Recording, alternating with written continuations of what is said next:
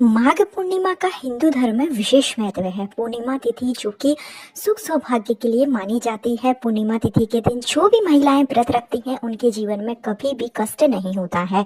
जो निसंतान दंपत्ति हैं, जिनको संतान प्राप्ति में बाधाएं आ रही हैं या जो पुत्र प्राप्ति की चाह रखते हैं, उनको पूर्णिमा के दिन व्रत जरूर रखना चाहिए। ऐसे में अगर आप पहली बार व्रत रखना चाहते हैं, नए व्रत की शुरुआत करना चाहते हैं, तो माघ का महीना बहुत ही पावन महीना है। माघ के महीने की माघ पूर्णिमा के दिन से आप नए व्रत की शुरुआत कर सकते हैं।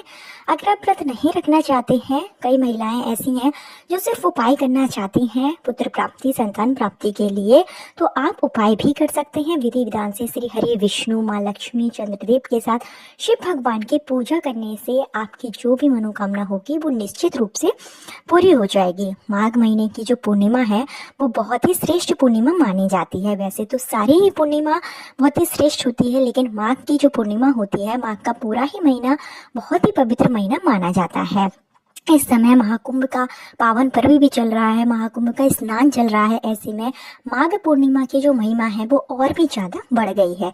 इस बार की जो माघ पूर्णिमा है उसमें सर्वसिद्धि योग हो रहा है, कई ऐसे दुर्लभ योग हो रहे हैं जिससे कि इस दिन अगर आप छोटा सा भी उपाय करेंगे तो वो आपको 100% फल देगा।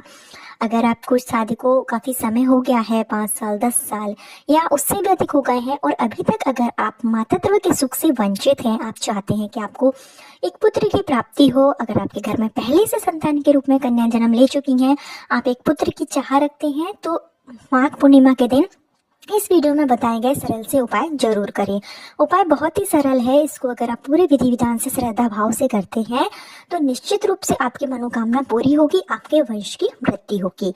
आपको बता दें कि इस बार की जो माघ पूर्णिमा है वो 12 फरवरी बुधवार के दिन है। कई लोगों में मतभेद है कि 11 को है या 12 को है, तो मैं आपको बता दूं कि इस बार की जो माघ पूर्णिमा की शुरुआत है वो 11 तारीख को शाम के समय 6:55 पर होगी, और इस तिथि का जो समापन है वो 12 फरवरी को शाम के समय 5:26 पर होगा। हिंदू धर्म में उदय तिथि के अनुसार व्रत त्योहार मनाए जाते हैं। ऐसे में जो पूर्णिमा का व्रत रखा जाएगा, जो पूर्णिमा के दिन आप दान पुण्य करेंगे, जो पूजा पाठ करेंगे, वो आप 12 फरवरी बुधवार के दिन करेंगे। पूरा दिन ही बहुत श्रेष्ठ रहने वाला है।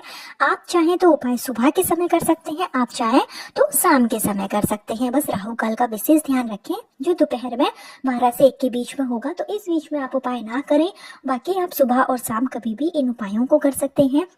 माघ पूर्णिमा के दिन किए गए उपाय से हमारे देव तो प्रसन्न होते हैं, साथ ही साथ जो पितृदेव होते हैं, अगर आपके ऊपर कोई दोष होता है, पितृदोष होता है, कोख बंधन होता है, इस तरीके की अगर कोई परेशानी है तो वो भी दूर हो जाती है। किस तरीके से आपको उपाय करना है, क्या चीज़ों की आपको इसमें आवश्यकता होगी, संपूर्ण जानकारी आपको इस वीडियो में दी जाएगी। लेकिन आगे वीडियो शुरू करने से पहले हमेशा की तरह आपसे मेरा निवेदन है कि अगर अभी तक आपने मेरा चैनल धर्म ज्ञान इंडिया को सब्सक्राइब नहीं किया है तो चैनल को सब्सक्राइब जरूर कर लीजिए। वीडियो पसंद आए तो लाइक कीजिए और कमेंट बॉक्स में जय मां लक्ष्मी या हर हर महादेव जरूर लिखिए, जिससे कि माघ महीने के पावन पर्व पर आपकी मनोकामना निश्चित रूप से पूरी हो जाए।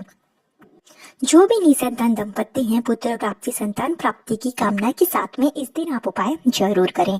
सुबह जल्दी उठें।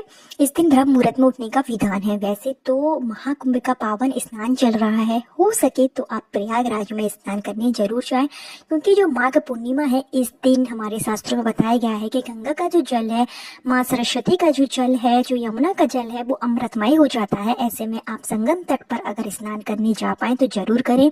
नहीं जा सकते तो आपके घर के आसपास कहीं पर भी पवित्र नदी है, उस दिन आप वहां पर स्नान करें। अगर आप इतना भी नहीं कर सकते हैं तो आप अपने घर पर ही रहकर जब आप स्नान करें तो सुबह 5 से 6 के बीच में आप स्नान करें, और स्नान के पानी में थोड़ा सा गंगा जल डालकर स्नान करें और गंगा माता का स्मरण करें, गंगा माता को याद करें।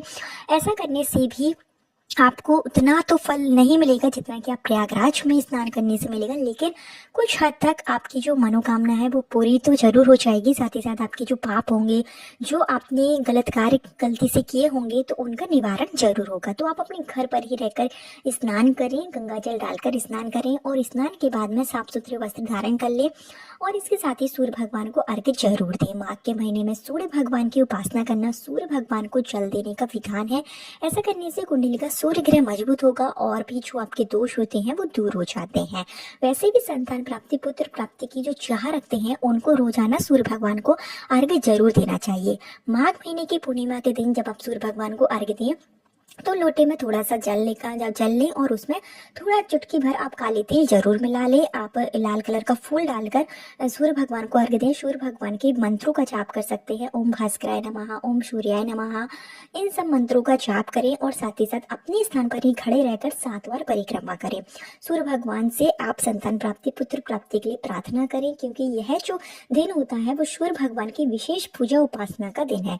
इसके साथ ही जो आपको उपाय करना है संतान प्राप्ति, पुत्र प्राप्ति के लिए, वो आप अपने घर पर रहकर भी कर सकते हैं, नहीं तो मंदिर परिसर में जाकर भी कर सकते हैं। आपके घर के आसपास कहीं पर भी श्री कृष्ण भगवान का मंदिर है, विष्णु भगवान का मंदिर है, तो आप वहां पर जाकर उपाय कर सकते हैं।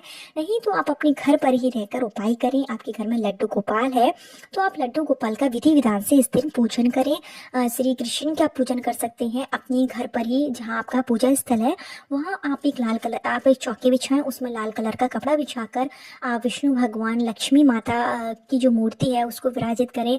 आप इस दिन जो है गणेश भगवान का भी पूजन करें और आप लड्डू गोपाल का इस दिन पंचामृत से अभिषेक जरूर करवाएं।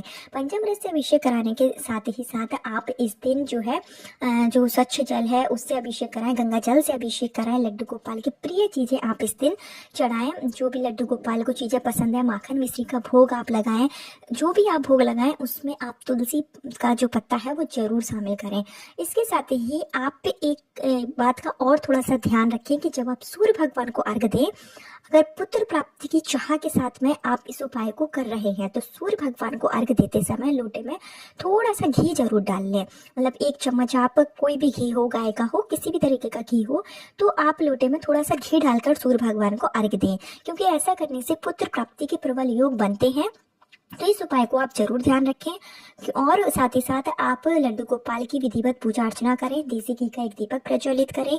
लड्डू गोपाल को इस दिन आप पीले कलर के फूल चढ़ाएं और लड्डू गोपाल के मंत्रों का जाप कर सकते हैं। ओम नमो भगवते वासुदेवाय नमः मंत्र का जाप कर सकते हैं। संतान प्राप्ति, पुत्र प्राप्ति के लिए संतान गोपाल मंत्र, जो कि सर्वश्रेष्ठ मंत्र माना जाता है, उसको आप 108 बार जाप करें। और इसके साथ ही विशेष उपाय के लिए आपको इस दिन लड्डू गोपाल को 2 केले चढ़ाने होंगे प्रसाद के रूप में। लेकिन जो आप 2 केले का प्रसाद लगाएंगे वो आपको ऐसे केले लेना है, या तो जुड़वा केले हों। आप मार्केट में केले लेने जाएं तो ऐसे ही केले देखिए, अगर जुड़वा आपको केले मिल जाते हैं तो बहुत अच्छी बात है, नहीं तो एक ही डंठल से जुड़े हुए 2 केले आप लें और ये दोनों ही केले ले आकर आप जो है लड्डू गोपाल को प्रसाद के रूप में चढ़ाएं। उन केलों पर सबसे पहले आप अपनी अनामिका उंगली से सिंदूर की सहायता से स्वास्तिक बना लें। दोनों ही केले पर आपको स्वास्तिक बनाना है और ये दोनों केले पर एक तुलसी का पत्ता रखकर विष्णु भगवान के चरणों में, लड्डू गोपाल के चरणों में रखिए और लड्डू गोपाल से संतान प्राप्ति, पुत्र प्राप्ति के लिए प्रार्थना कीजिए। हो सके तो इस दिन चावल की खीर आप प्रसाद के रूप में लड्डू गोपाल को जरूर चढ़ाएं। जो भी आप चावल की खीर चढ़ाएं उसके आपको 3 भाग कर लेना है। पहला, जो आप सुबह के समय लड्डू गोपाल की पूजा अर्चन करेंगे उस समय आप चढ़ाएं। थोड़ी सी खीर आपको शिव मंदिर में ले जाकर शिवलिंग पर जरूर चढ़ानी है, क्योंकि इस दिन शिव भगवान की पूजा करने का भी विधान है। तो शिव भगवान पर भी खीर चढ़ाएं और थोड़ी सी खीर चंद्रदेव जब उदय हो, चंद्रमा का जब उदय हो तो चंद्रमा को अर्घ्य देने के साथ ही चावल की खीर प्रसाद के रूप में जरूर चढ़ाएं। इससे आपकी कुंडली का जो चंद्रमा है वो मजबूत होगा। तो इन सब उपायों को आप जरूर करें। जो भी आपने केले का जो प्रसाद आपने चढ़ाया है लड्डू गोपाल को, उसको आपको अगले दिन या फिर शाम के समय उसमें से 1 केला आपको गाय को खिला देना है। गाय माता को जब आप केला खिलाएंगे तो गाय माता का आशीर्वाद जरूर लें। गाय माता के आप जो है गाय माता को जब आप इस केले का प्रसाद लगाएंगे, गाय माता से भी संतान प्राप्ति, पुत्र प्राप्ति के लिए प्रार्थना करें। इससे आपको 33 कोटि देवी देवता का आशीर्वाद एक साथ ही प्राप्त होगा, क्योंकि पूर्णमासी के दिन गाय माता की विशेष पूजा अर्चना करने से भी शुभ फल की प्राप्ति होती है। इसके साथ ही जो 1 केला है वो पति पत्नी दोनों को मिलकर खाना है। उसको भी आप शाम के समय भी खा सकते हैं, सुबह के समय भी खा सकते हैं। इसके साथ ही शाम के समय शिव मंदिर में जरूर जाएं और शिव भगवान के समक्ष आप एक उपाय जरूर कर लें। पूर्णमासी के दिन किया गया यह उपाय भी निसंतान दंपतियों के लिए वरदान माना जाता है। इसके लिए आप एक चावल का दाना ले, आखा चावल का दाना लेना है और आपको एक बेलपत्र लेना है। इस बेलपत्र के ऊपर चावल का दाना रखकर शिव भगवान के शिवलिंग पर आपको यह चढ़ा देना है और अपनी मनोकामना बोलना है। शिव मंदिर में एक दीपक प्रज्वलित करें और साथ ही साथ एक लोटा जल शिवलिंग पर जरूर चढ़ाएं। इस उपाय से भी संतान प्राप्ति के प्रबल योग बनते हैं। पूर्णमासी के दिन शिव मंदिर में आप शिवलिंग का गाय के दूध से अभिषेक कर सकते हैं, घी से अभिषेक कर सकते हैं, शहद से अभिषेक कर सकते हैं और एक लोटे में जल लें, एक दो बेलपत्र लेकर, एक कमल कट्टा लेकर इस जल को भी आप अगर शिवलिंग पर पूर्णमासी के दिन, माघ पूर्णिमा के दिन चढ़ाते हैं, प्रदोष काल में भी चढ़ा सकते हैं, सुबह के समय भी चढ़ा सकते हैं, तो इससे भी आपके जो दोष होते हैं, जो कष्ट होते हैं वो दूर हो जाते हैं और आपके पुत्र प्राप्ति के चांस जो है वो ज्यादा बढ़ जाते हैं। तो इस उपाय को भी आप पूर्णमासी के दिन कर सकते हैं।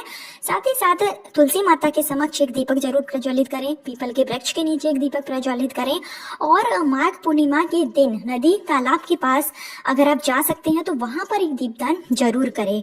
माना जाता है कि इस दिन नदियों के पास में दीपदान करने से, कुएं के पास में दीपदान करने से आपकी जो मनोकामना होती है वो पूरी हो जाती है।